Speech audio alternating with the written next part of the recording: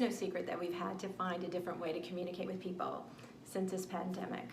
Since everybody's wearing a mask and we have to stay 6 feet apart and make sure we're not in big crowds of people, how we interact and our comfort level of interacting with someone and talking to someone and communicating with someone has changed. So how is it that you find that comfort level? How is it that you can communicate in a way that is still very intimate and personal with somebody else in order to make a connection, maintain a connection, or even create a connection with somebody? Well, that's where I come in.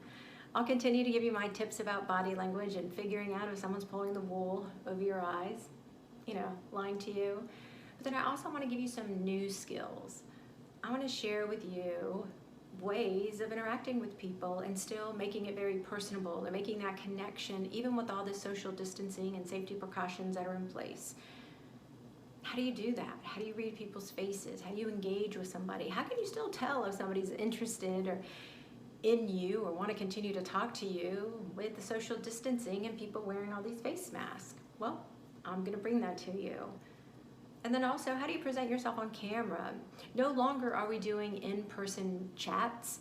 A lot of it is on Zoom.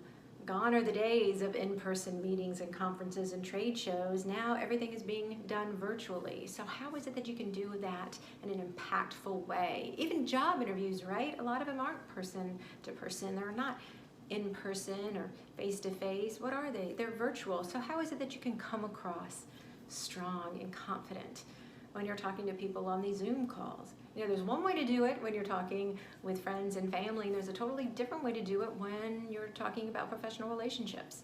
So I'm going to bring that to you. So for those who are new to my newsletter, please make sure that you subscribe. And for those of you who have been a member of my tribe, thank you for sticking with me. And I'm just letting you know what's coming down the pipeline of what I'm going to be sharing with you. So stay tuned.